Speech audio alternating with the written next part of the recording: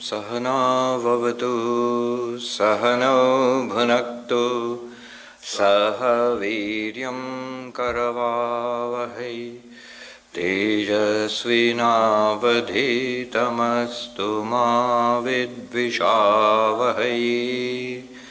Om Shanti Shanti Shanti. Good evening and namaskars. We are studying Drigdrishya Viveka as our introduction to Vedanta, and we were on verse number 17. Let us chant from a little before that, from 15 onwards. Verse number 15. Antar Drigdrishyayor Bhedam. Antar Drigdrishyayor Bhedam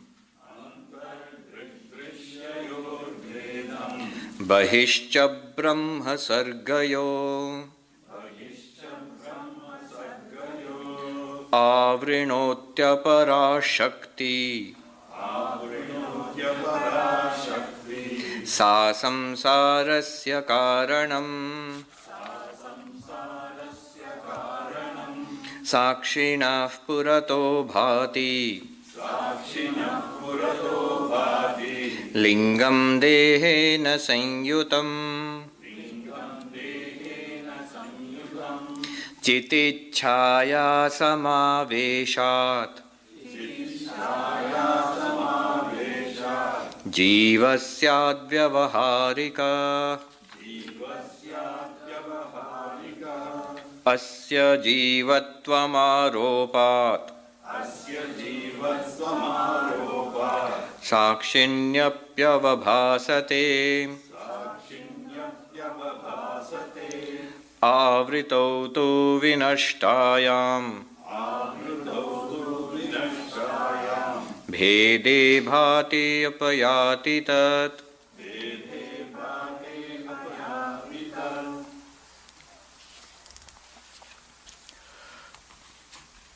Advaita Vedanta holds everything is Brahman. If everything is Brahman, then you are Brahman, I am Brahman, and everything that we experience is Brahman. And yet, we see nothing as Brahman. We do not see ourselves as Brahman. We do not see this world as Brahman. Brahman itself is just a concept which we hear about or read about. What happened? Where is Brahman hiding? A Swami I met in the Himalayas in Haridwar, Kankhal, a decade ago. He's a great teacher of Advaita who has passed on since. So he told this nice story about creation, this universe. You know, the Hindus believe in cycles of creation. There is creation of the universe, and then the universe exists and evolves and changes for billions and billions of years until the universe is destroyed, dissolved, goes back to an original state. And then again there is creation, and it goes on and on and on and on. There are worlds, universes without end. Now he told this very nice story about creation and hide and seek, a game of hide and seek. He says, right now we are looking for God. God is hiding. And we go around looking for God. God is playing a game of hide and seek with us. He's hiding. When the universe comes to an end, the term they use is pralaya. When the universe comes to an end, worlds will disappear, all life will disappear, galaxies, stars, planets, all will be destroyed and absorbed back into the primordial Maya. And we too, the individual jivas, we will be absorbed into Maya unless those who get enlightenment accept those. The rest will still remain in a potential state in Maya. So we are not there anymore, not separately at least. What exists? God alone exists with his power, Maya. So at that time, God is searching for us. Where did those fellows go? They are hiding, we are hiding, we are hidden. We are hidden. And God is searching for us. Where did those fellows go? And then he creates this universe again, and projects us into this universe, and we play our games for life after life, and he hides himself. And we search for God. Where did God go? So this eternal game of hide and seek is going on. So he put it so beautifully. What has happened is this. The power of Maya veils Brahman. What we learned there was, on the 15th verse, inside us, within us, we are Brahman, but we do not see ourselves as Brahman. Because the difference between the body-mind complex and the pure consciousness illumining the body-mind complex, drashta and drishya, this difference is obscured by Maya internally. So Brahman is there, but we do not perceive. We see ourselves as body-mind. Exactly like if there is a movie, we see the movie and the screen is right there. But because the movie screen is completely covered by pictures, we fail to distinguish the screen from the pictures themselves. In the same way, our mind and consciousness are mixed up together for us, and we are unable to separate them. He says, Antar drig drishyayor bhedam. Internally, the difference between the witness and the witnessed, the seer and the seen. What is the seer or the witness? Pure consciousness. What is the seen? The mind. First and foremost, the mind. The ego, the mind. So these two become mixed up. And we cannot clearly differentiate between the two. So we do not realize the Atman, the Brahman within, the witness within. We think we are the mind. We are the mind, an embodied mind. That's what we feel ourselves to be. And outside what happens? Outside Brahman and the world. We read how by the power of Maya, a net of names and forms is drawn over Brahman. If you remember, a few verses back we read Maya has two powers, the veiling power and the projecting power. What is the projecting power? The projecting power of Maya is it casts a network of names and forms over Brahman. So Brahman, existence, consciousness, bliss, but what we experience is the world. So outside, Bahishcha Brahma Sargayo, Sarga is a term meaning creation. The difference between Brahman and creation is obscured. We perceive the creation. Brahman is right there. Where? Everywhere. And here too. In every object, in every person, in every event, everything that happens in the world is actually Brahman. Just as every bench here and this table, all of it is actually wood. But if someone does not know what wood is, they will say that, oh, there are 20 benches here and a table. So in that way, the difference between the world, the universe, and Brahman gets obscured. You see, the projecting power of Maya is responsible for creating this universe, and this universe consists of two kinds of matter, according to Vedanta: subtle matter, sukshma, gross matter, sthula. The subtle matter goes to form our minds, our life. I'm speaking in general terms. In Vedantic terms, the pranamaya kosha, the manomaya kosha, the vijnanamaya kosha, these are all made of subtle matter. Our internal experience. Remember, this is not metaphysical speculation. Why not, Swami? You're using so many fancy terms. Let me tell you what it refers to. It refers to the very mind you perceive inside. Right now, we all of us experience thoughts, feelings, emotions. That is what is the subtle body. So, it's just a name for what we are experiencing all the time. That is also a projection of Maya, subtle matter. And gross matter. What is gross matter? What we experience around all of us. The objective world. What we see, what we hear, what we touch and smell and taste. That's gross matter. Now, Brahman is existence, consciousness, bliss. Here is a point to understand. Everything, all these names and forms, all these forms of matter, subtle or gross, All of them borrow existence from Brahman. That is why this world seems to exist. All these names and forms, they don't float empty. They seem to have a solid, substantial existence. Existence is borrowed from Brahman. What borrows existence from Brahman? All the matter, subtle matter and gross matter, all names and forms. And another thing to understand is the subtle matter, our minds, they borrow not only existence from Brahman, they also borrow consciousness from Brahman. The consciousness aspect of Brahman, Chit, is reflected in our minds as Chidabhasa. We have gone through this, I'm just repeating it. Consciousness aspect of Brahman is reflected in our minds as Chidabhasa. Again, no speculation. Right now, are we not aware? Are we not sentient? I hope you are aware. Vedanta has a soporific effect. So, I hope you're aware. So, we are aware. That sentience which we feel right now is a reflection, is borrowed by our minds from Brahman. Just as a pot of water, in that water, the sun will be reflected as a little sun in the water. In the same way, Chidabhasa, literally meaning the shadow or appearance or reflection of consciousness. Subtle matter has that capacity to reflect consciousness. Consciousness being reflected in this subtle matter of our minds, awareness comes. That consciousness, that witness in the mind becomes a knower. I'm using the terms I'm translating from Sanskrit. Sakshi, witness. Pramata, knower. So the witness now becomes a knower. Who is this knower? You, right now. You or I may not be aware, may not be able to appreciate what the witness is right now. But what we are right now is what is being called the knower. And this knower, identified with the mind and body, thinks of itself as this person or that person and interacts with the world, with the objective world.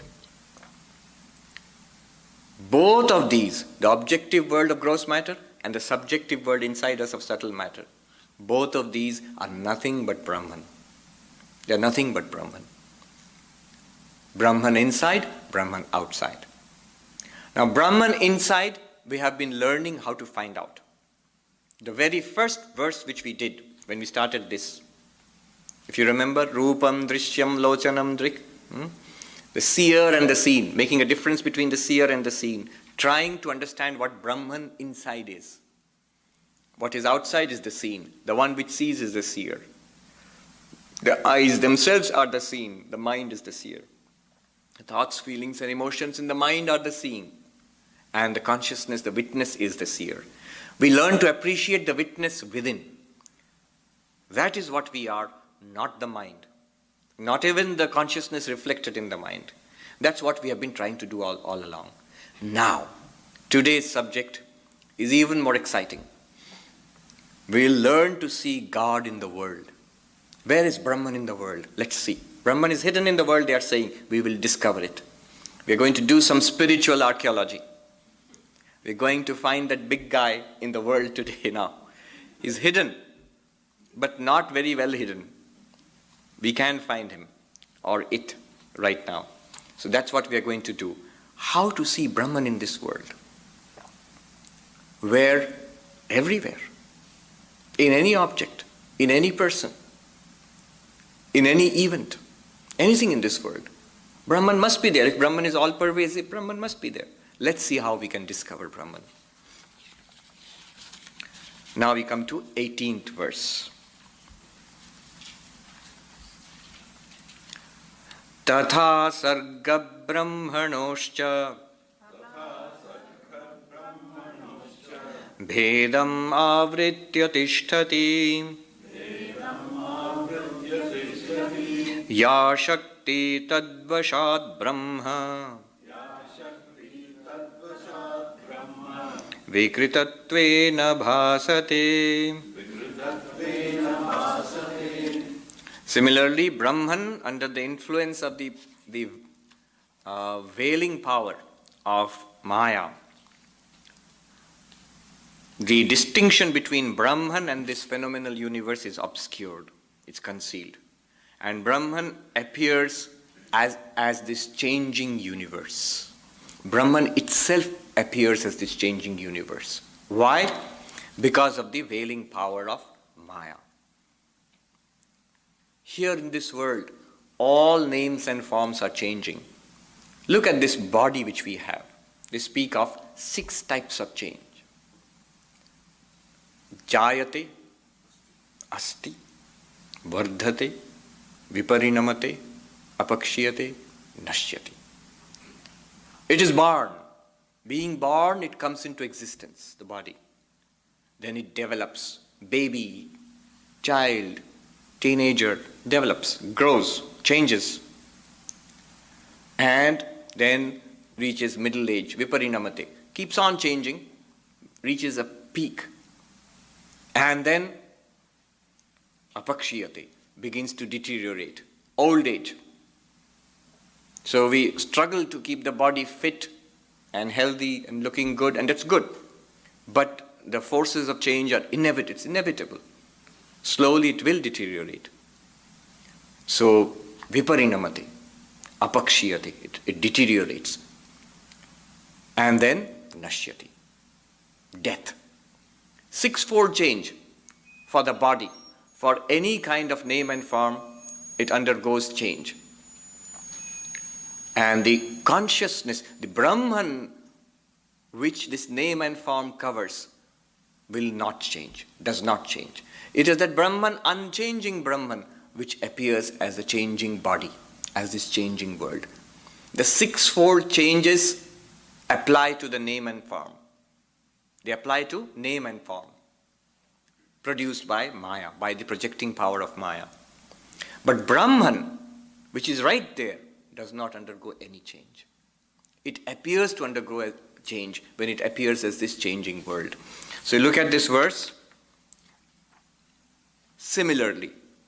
Similar to what? Similar to the obscuration within, where we are Brahman, but we are not aware of it. Brahman and the mind are mixed up. The Atman and the mind, the witness and the knower. The witness appears as the knower within. We are unable to distinguish. Similarly, in the world, in the universe outside, Sarga Brahmana, Sarga, creation, name and form, this entire universe, this objective universe. And Brahman, which it really is, even now, right now, the difference, Bhedam, the difference between the two. It is clear for the enlightened person. They know exactly how this is Brahman. They know exactly how this world, everything in this world is Brahman. It's as clear as day for them. One very enlightened teacher was asked, so how do you see Brahman in the world? How do you see Brahman in the world? Some kind of a vague light or something like that. Or some kind of concept, an awareness, a kind of knowledge. And he says, no. Do you know sometimes you see in the daytime you can see the moon in the distance, and on this other side you can see the sun blazing forth? He says, for me, Brahman is like the sun, and this world of names and forms is like the moon. In every experience, there is a name and form, but it is so clearly Brahman, everything. So to that extent, of course, they don't actually see it objectively through these eyes. It is that awareness, that knowledge which shines forth. Now, Bhedam, the difference between the two is obscured. It's obscured by Ya Shakti, the power of Maya. Which power? The two powers are there, the veiling power and the projecting power. This is the veiling power. It obscures. Tadvashat Brahma Vikritattvena bhasate. Because of that, Brahman appears as if changing. Brahman appears as the changing universe. The unchanging absolute appears as the changing universe. Swami Vivekananda puts it so beautifully and graphically. He says, this universe is the wreckage of the absolute on the shores of space, time and causation. The wreckage of the infinite on the shores of the finite, space, time and causation. And that infinite alone appears. It's not that it's really wrecked. Don't think that God has been shipwrecked. It's there absolutely untouched, as we shall discover. Let's go to 19th verse. Atrapyavriti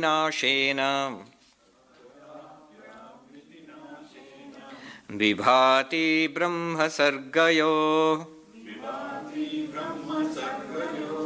Vedastayor Vikarasyat Sargena Brahmani Kvachit. Here too, when the obscuration, the covering, the veiling is destroyed, then the difference between Brahman and this universe becomes crystal clear, absolutely clear, shines forth clearly. And then you see Vikara Syat Sarge. All change, all limitation, all creation and destruction are in name and form, in the objective world, in the world of forms. Natu Brahmani Kvachit, never ever in Brahman. It is strange. Right here is the absolute, and right here is this changing universe. The universe is created, stars are born, from stardust planets are created, life evolves, and the drama of life, we have got human beings and our societies and our history, tremendous activities going on here, ceaseless change. And yet, right here, absolutely, there is no change in Brahman. Brahman is right here. This is the paradox. How do you reconcile the two? Logically, you cannot. What Advaita Vedanta does is, it puts them into two categories. The changing world is put in the category of the relative, of the Vyavaharika, of the Mithya. The unchanging Brahman is put in the category of the absolute, the noumenon, the reality, Satyam. What did I just say? It's like this. Can the desert be full of water and yet be dry? Can something be full of water and yet be dry? Well, not at the same time. If I say at the same time, well, at the same time it is possible in only one case. If one of the two is false, suppose the water there is an appearance, it's a mirage, and the desert is real, then the two can coexist. And false water, a false oasis can coexist with a real desert. A false snake can coexist with a real rope. A false blue color can coexist with a colorless sky. That means water appears. It appears to be water. In reality, it is the dry desert. It's a mirage. And the two can go very well together. A false water will not wet even a grain of the desert sand. They can go together. It can be dry desert absolutely, and it can be false water. It can look like a venomous snake, it can be a harmless rope. But real water and a real dry desert cannot go together. It must be one of the two. In the same way, what Advaita Vedanta has done is that this changing phenomenal universe, Advaita gives it a lower grade of reality. And the unchanging absolute, Advaita gives it an absolute grade of reality.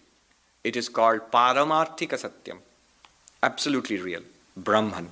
Existence, consciousness, bliss. And this changing universe, which we experience, is given a lower grade of reality called Vyavaharika Satyam, relative truth. It appears, you cannot deny that it appears, we experience it. And yet, it has a lower grade of reality. Why not the other way around? Seeing that we experience the universe, and we don't seem to be experiencing any Brahman right now. Why not this universe is real? Because the reality of the universe is borrowed from Brahman. The reality of this universe is borrowed from Brahman, just as the reality of the table is borrowed from wood. What do I mean by that? What do I mean by that? The table will not exist if the wood is not there.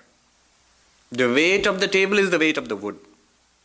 There is no other substance in this table other than the wood. In the same way, this world would not exist without Brahman. The wood can very well exist as wood pilings or wood shavings, not be a table at all. In fact, it was not a table to begin with. And one day in the future, it will not be a table. But it will still be wood. So the wood, in fact, is more real than the table in the sense that it is the material out of which the table is constructed. It is the material cause. The material cause is the reality and the effect is the table. Wood is the reality and the effect is the table. In somewhat similar fashion, existence consciousness bliss is taken as the reality. And the name and form subsists upon. In philosophical language, it's called supervenience. It supervenes upon upon Brahman. The phenomenal universe supervenes upon the noumenal Brahman. Now, here too, atrapi avriti nashena, if we are able to overcome the veiling, that which veils the difference between the universe and Brahman, what will happen? The difference will become clear.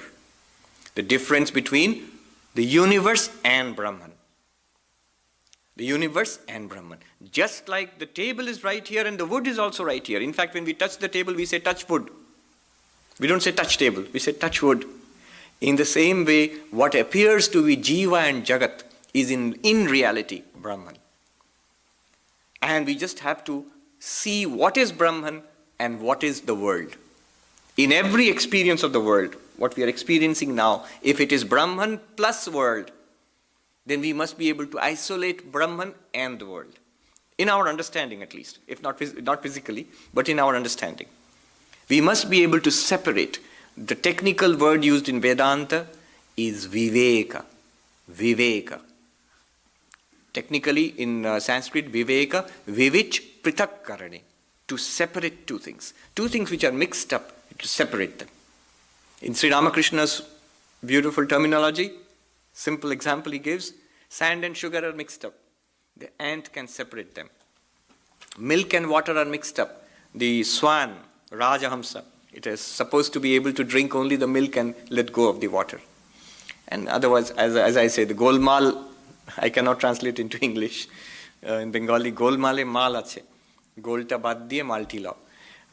In English, it would roughly be something like, in chaos, there is a reality and there is something false, something wrong. So that you can leave the chaotic part out and take the substance, something like that. Very difficult to translate into English. Now remember, be careful about the example. Sand and sugar are two different things. They're just mixed up and very difficult to separate. But here, Brahman and the world are not two different things. The only thing you should take from the example is the process of separation. Don't think that there are little particles of sand and so particles of the world and there's little particles of sugar and little particles of Brahman. Not like that. It's more like the table and the wood. Okay. Now, how do we do it? How do we do it? All this was setting the stage for the actual excavation. Let's now dig deep. Attend to me carefully. Here comes a very beautiful verse of the Drigdrishya Viveka, one of the most beautiful verses, and oft quoted. It's often quoted, this verse. It's a famous verse, which will come now. The famous 5 factors of experience. We will read that now. Verse number 20. Asti bhati priyam rupam Nama chetyangsha panchakam Adyatrayam brahma rupam Jagadrupam tatodvayam. Absolutely fascinating. How bold and clear they are. Exactly, they're telling you exactly what is God and what is the world. Where? In your experience. Which experience? Any experience. Any experience of the world at all. Look what he says. Every experience, the translation is every entity, actually every experience. Every experience that we have has 5 characteristics. Is characterized by 5 aspects. What are they? 1, existence. Number 2, appearance or cognizability or appearance or shining. The second one. Number 3, happiness. Literally it means priya, likable. So pleasure or happiness. Form and name. Nama, name. Rupa, form. 5 factors. The first 3 are Brahman. The last 2 are the world. What does it mean? Whenever we experience anything, now all that background will come in useful. Whatever object we experience in the world is a gross object. As I said, gross matter is a gross object, what we experience, what we see, not necessarily only see, what we hear, what we touch, what we smell, taste, anything in this world is a gross object. And this gross object, as I said earlier, has borrowed existence from Brahman, and therefore it appears to exist. Just as the existence of this table is actually the existence of the wood. What do I mean by that? If the wood did not exist, the table wouldn't exist. Not the other way around. If the table did not exist, the wood would still exist. It would be something else. In the same way, the existence of everything in this world. We experience every object. First thing we experience is, it is. When I experience the table, table is. That's how I experience it. When I experience the chair, chair is. When I experience the person is. Table exists, chair exists, person exists. That's how I experience. So that's the first thing I experience about anything. Every experience is characterized by existence. Second, every experience, in order to be an experience, must be in consciousness. Without consciousness, you cannot speak about anything. How can you have experience without consciousness? Awareness. Without being aware, consciousness must be there, awareness must be there, sentience must be there for experience to take place. So every experience also not only exists, the objects shine. I like that word, shine. Look at the word, not only the bulb chandelier shines, it obviously shines, but even like a humble thing, like a chair or a pair of slippers or shoes, it shines in the sense that you become aware of it. It shines in the light of your consciousness. So, bhati, it expresses, manifests, shines, it is known. Consciousness is there. Third, joy, pleasure, happiness. I know what question is going to come up, but wait. Let me just go ahead and finish.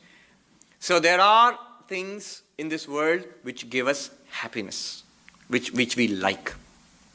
We like thing. Priyam means that which is like, which is dear to us. And thing is dear to us only if it makes us happy. Only if it gives us some pleasure or happiness. So that pleasure or happiness, that is also there in our experiences. And every experience has a unique name and a unique form. By form, I do not mean something that's only seen. It may be seen, but heard also. It may be touched. It's a feeling, a touch, sensation of touch, or a smell, or a taste. So these gross world, these experiences we have of the world, they are characterized by a form. By form, I mean something you may see, or hear, or smell, or touch, or taste. Or it might be more abstract. It might be abstract, a concept, an idea. That also has a form, because that's how you distinguish one idea from another, one concept from another. So, it has a form. And it has a label we put on it. The way we think about it, that's called the name, the language which we use for it. So, name and form. Now, what he is saying is, having understood, you can analyze any of your experiences into these 5 factors. In all these experiences, you can find 5 factors. In these 5 factors, he says, the first 3 are Brahman. The last 2 are the world. The first 3 are Brahman, are actually borrowed from Brahman, to make it more precise. The last 2 are name and form, are the projections of the projecting power of Maya. The projecting power of Maya, the avriti and the vikshepa. The projecting power of Maya, Vikshepa Shakti projects name and form. So the last 2, name and form. Here is a person. The name of the person, Sam or Joe or Ram, whatever the name is, and the form of the person, that is the projecting power of Maya. The very existence of that person, the very fact that it is shining forth in experience, and the very fact that the person is dear to me, that happiness, the joy you get from it, is from Brahman. The existence of that person is borrowed from Sat, pure existence.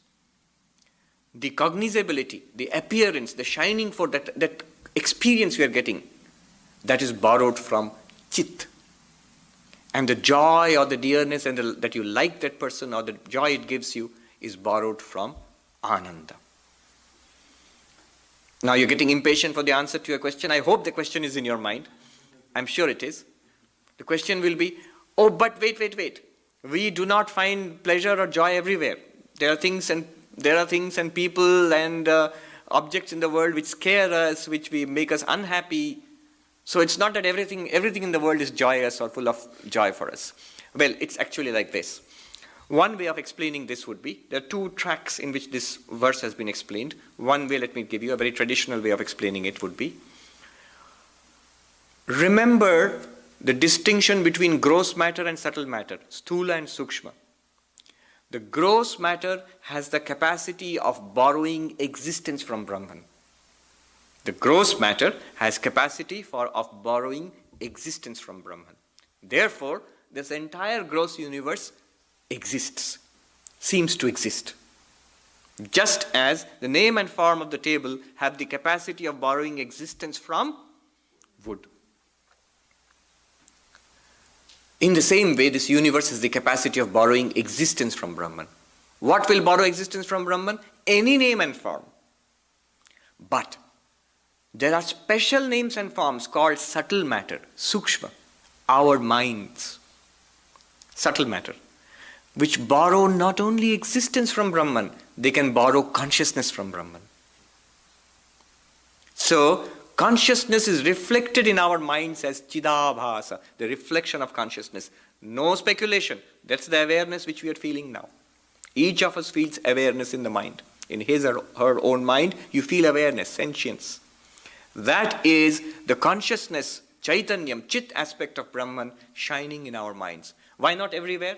Well, it's a bit like, I like to give the example of sunlight. Sunlight is reflected from all the surfaces, when we go out into the sunlight, you will see the houses and the garden and the rocks and the lakes. Everything is glass, everything is reflecting sunlight. Everything reflects sunlight. One. But only a few of them form an image of the sun. A rock or the wall will not form an image of the sun, but the glass will. The lake will. The pool of water or the bucket of water will form. So there are certain substances, it's an example I'm giving. There are certain substances which will not only reflect the light, but they will also form a little image of the sun. In the same way, there is subtle matter, sukshma, which will not only borrow existence from Brahman, but also borrow consciousness from Brahman. And that is our minds. So, Asti, existence, where do you find it? Everywhere. Bhati, shining forth, awareness, where do you find it? Only in subtle bodies, in minds. Whose minds?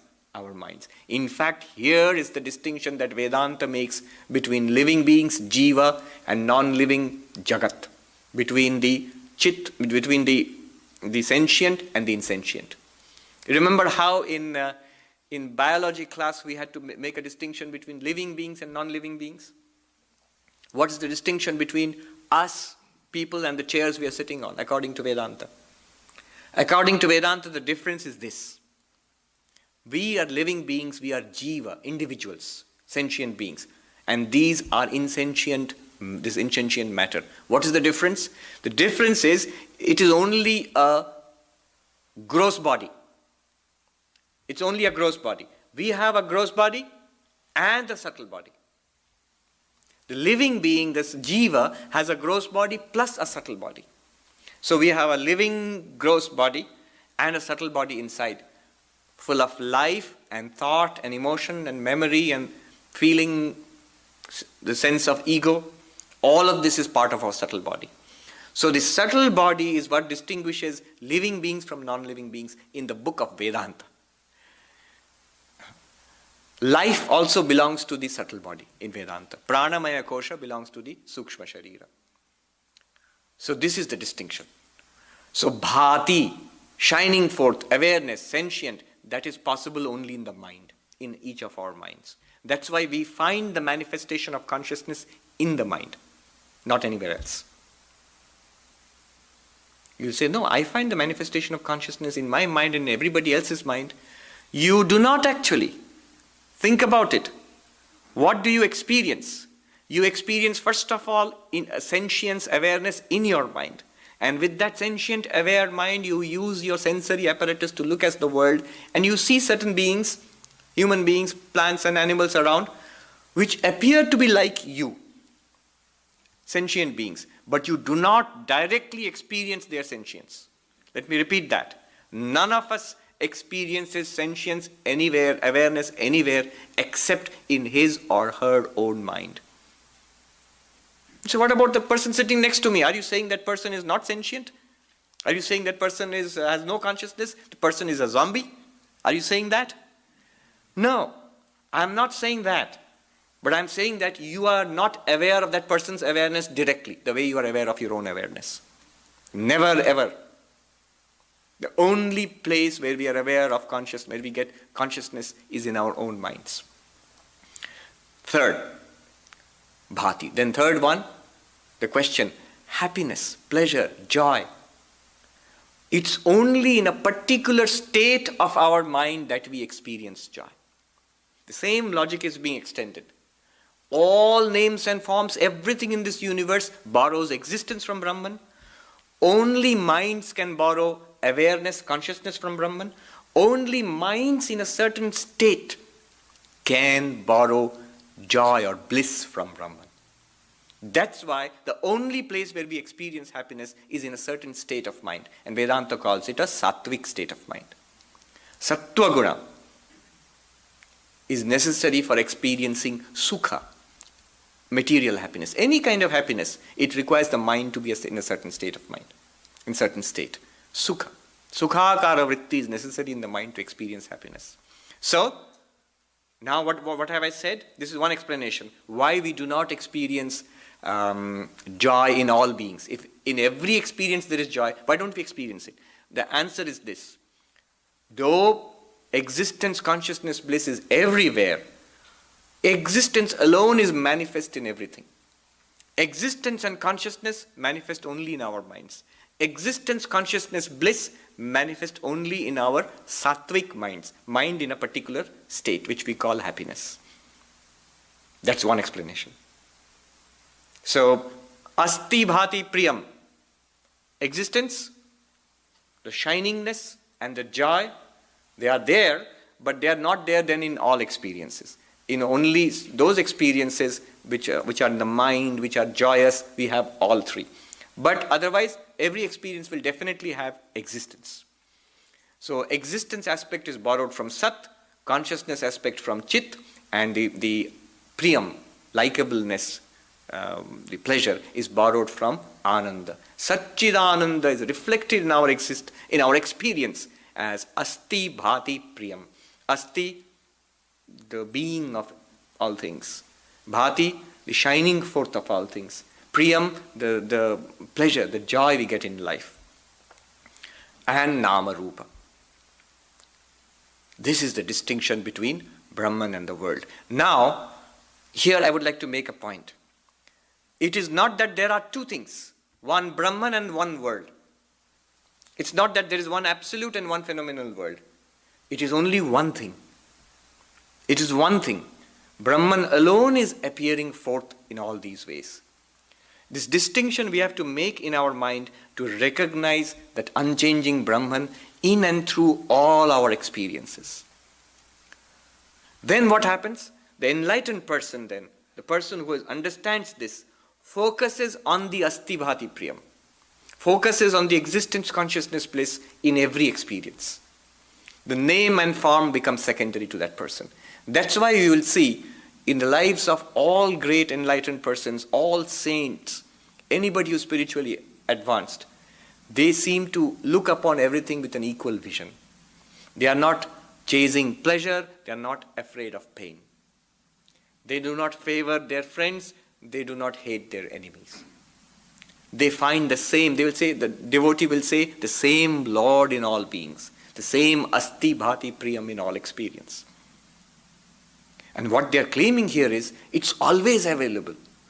And in every experience. What is happening is, we are looking only at the name and form. We are not noticing the existence consciousness bliss. We are not noticing the Asti, bhati, priyam. What they are inviting us to do is, in every experience of the world, notice, become aware, take the attention away from the name and form towards the existence. This exists and this exists and this exists. Instead of thinking of it as a microphone, as a table, and as a scarf, think of it as existence with the name and form of a table, as existence with the name and form of a microphone, as existence itself with the name and form of a scarf. That's what Vedanta is asking us to do.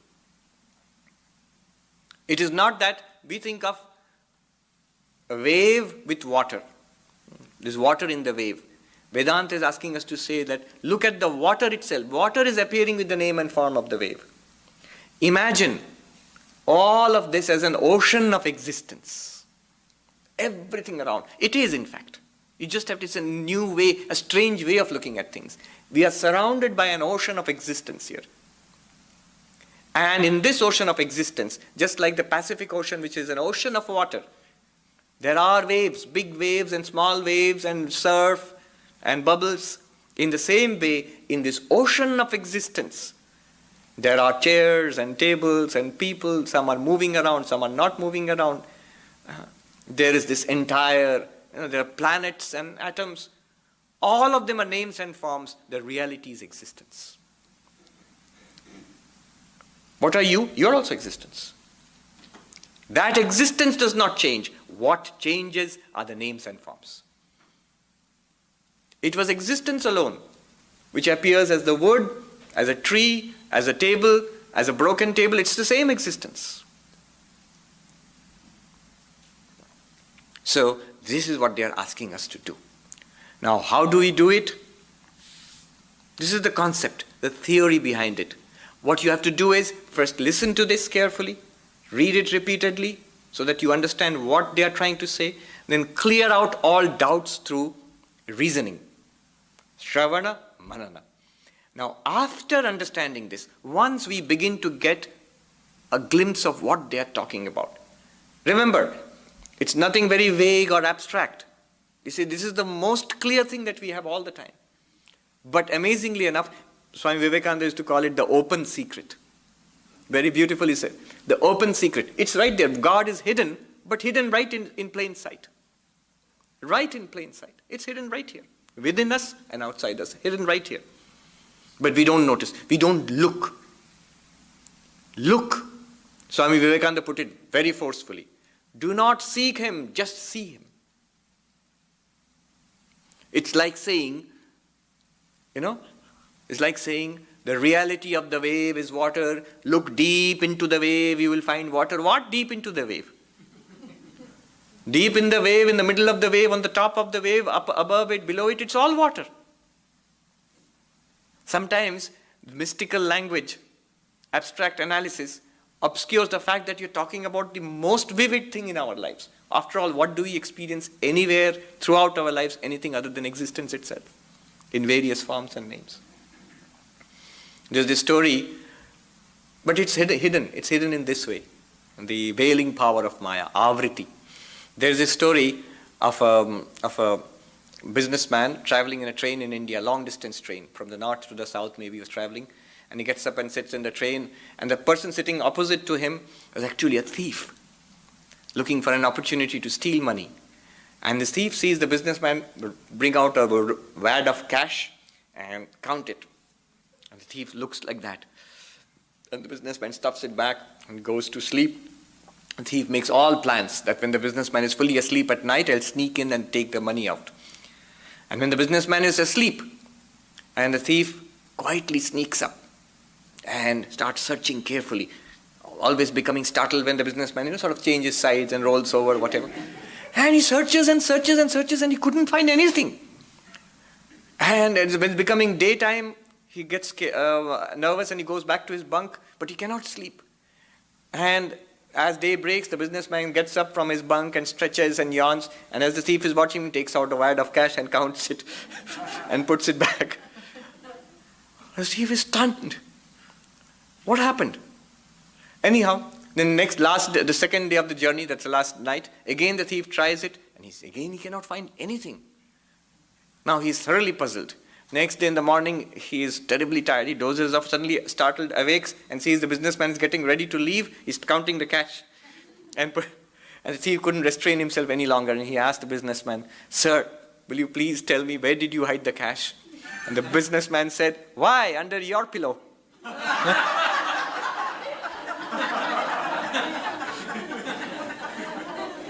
Under your pillow, the last place you'll ever think of looking. You're trying to get cash which you already had. It was in your pillow itself. That's where God has hidden himself. Right in front of our eyes. Right here.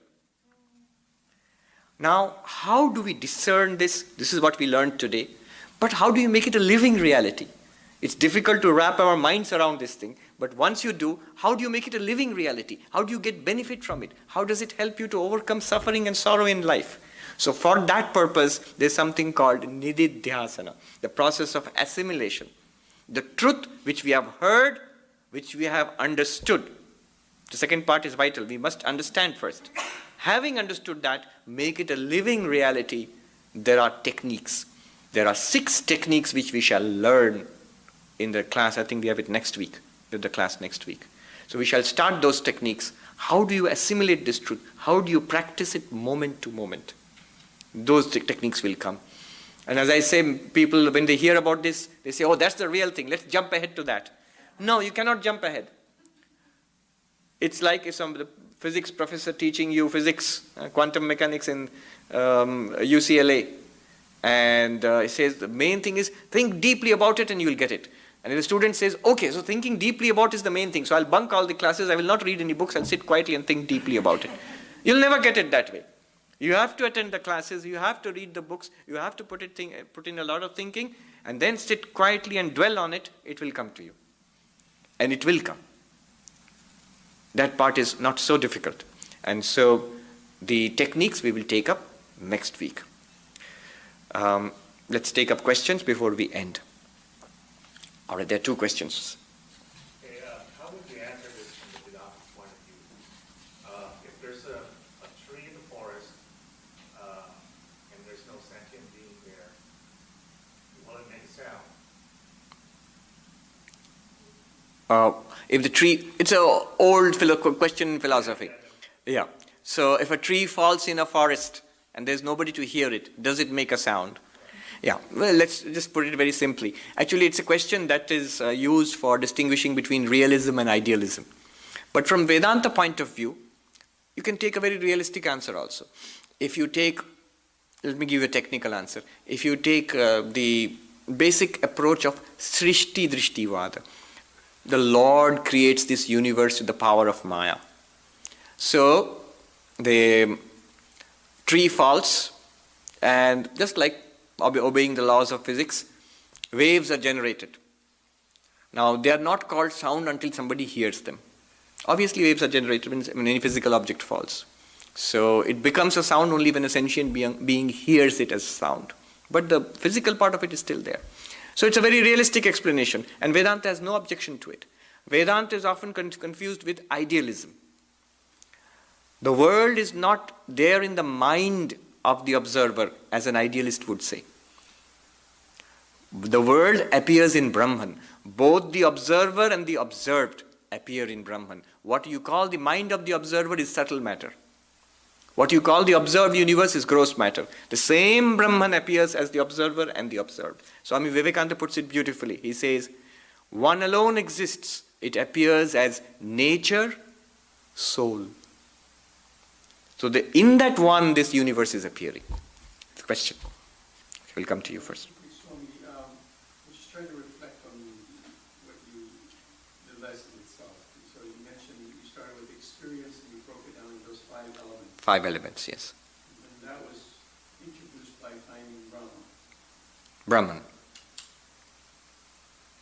In order to find Brahman in your experience, yes. In order to find Brahman in my experience. Experience of the world. Yeah. The idea was, the question is that the 5 elements were introduced to find Brahman. So how do you do that? The 5 elements are the elements of our experience of the world. And we have said earlier that Brahman is hidden by the name and form of the world. So the 5 elements are the name and form, existence, consciousness, bliss. Asti, bhati, priyam. The existence of a thing, the appearance of the thing in knowledge, and the joy that it sometimes gives us. So now it says that in these 5 factors, concentrate on those 3. Asti, bhati, priyam. That's not directly Brahman. It's borrowed from Brahman. One experiment you can do. In fact, let me tell you where I read about it. A student of philosophy was talking to his professor, and the professor was explaining something like Vedanta to him. He was saying that, see, what do you see in front of you? Well, the lawn of your house, and beyond that, well, the road, beyond that, the meadows, beyond that, the hills in the distance, beyond that, the sky, and beyond that. And the student says, why me? You see, what happens is when you're emptying your mind, space helps you to empty the mind, you find that everything is experienced in consciousness, in your awareness. So the 5 factors which are introduced here, they help you to focus. If you want to say that Brahman is hidden here, what you are experiencing is Brahman plus name and form. It's like I'm saying the wood is hidden by the table. Then I must point out what is wood here and what is table here. The name and the form are table. The material itself is wood. Similarly, name and form are world, existence, awareness, and joy are Brahman. Not the feelings, that they are borrowed from Brahman. Yes.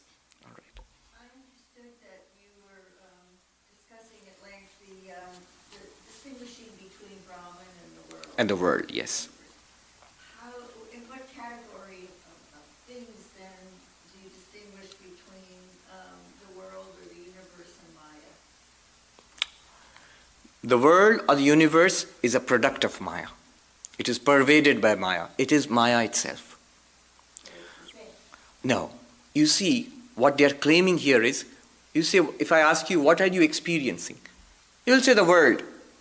And the Vedanta says, no, not just the world. You are experiencing the world covering Brahman. The world veiling Brahman. You are experiencing world plus Brahman right now. If you say that, then if we say that, your next question will be, if I am experiencing Brahman plus world, then what in my experience is the world and what in my experience is Brahman? And the answer they gave was, the name and forms which you experience are the world, and that is Maya. And the existence consciousness bliss is Brahman. So then the world and Maya are the same? Are the same. Maya is the cause, the name and form, which gives us the world. But remember, when we say I am experiencing the world, I am experiencing world plus Brahman, or Brahman plus world. Brahman covered over by the world. Yes. Well, maybe I'm having a hard time with the 2 metaphors, and maybe I'm attaching too much to them. The snake and the rope, the mirage in the desert. Yes. Yet that is very vivid. And then, but when you use the table and the wood, that seems like both are much more real. The table, I mean, it's a table as much as it was a tree. Yes. All right. It's a very good question. And I'll just dwell on it for a little while and then stop here. But if you want, you can take it up next class also. It's important to note this. In Vedanta, because language breaks down at the point of expressing the absolute. The language is never meant to express the absolute. Language is meant to deal with the relative world. So because language breaks down, we are forced to rely on several strategies. One of them is using examples, metaphors. Now when using examples can be very useful to teach something. But they can be very dangerous also. Because the teacher, when he is using the example, knows what he means. But the student may not. Student may not. If you say that man is like a lion, you mean the man is as brave as a lion or as fierce as a lion or whatever. But the student may understand that the man sort of goes around on all fours and jumps on the unwary people. May understand that. Doesn't know what you mean. In the same way, I'll just answer that very briefly and end it here. When Vedanta says the snake and the rope is like Brahman, snake is like the world. Now, in the case of snake and the rope, the moment you see the rope, the snake vanishes. This snake has no existence at all, in the beginning, in the middle, or in the end. It's the rope alone which exists. Nothing has happened to the rope to make it a snake. So all these things are understood from the example and correct. They apply to Brahman and the world. In the case of the table, or in what they use, the clay and pot, or here the table and the wood, what confuses us is, it seems that the table is as real as the wood. And you make the shape the wood into a table. So is Brahman somehow shaped into this world? The answer is no. When you talk about table and wood, clay and pot, it took me a long time to understand this. Clay and pot, table and wood, only one thing and one thing alone is being intended here. They are not saying that the clay has been shaped into a pot and so Brahman has been shaped into the world. No. They are not saying the table has been made into a table, the wood has been made into a table by a carpenter, so God has made the world out of something. No. Only one thing is meant here. The entire existence of the table is wood. The only thing here actually is wood. If you examine it, the top is wood, the bottom is wood, the sides are wood, the weight of the table is the weight of the wood. Are they equally real? They are not equally real. Why? Because the wood can exist without the table. It can exist as a tree. It can exist as a broken table. It can exist as wood powder. It's the same wood. Just as water can exist without being a wave. But the wave cannot exist without water. Do you get it? The wave cannot exist without water. And so the wave is not real like the water. Or let me put it this way, the reality of the wave is the reality of the water. In the same way, the reality of this world is Brahman. We will leave it at this and then next take up the techniques, the 6 techniques for assimilating it, to make it a real thing in our lives. Om Shanti Shanti Shanti Hari Om Tat Sat Shri Ramakrishna Arpanamastu.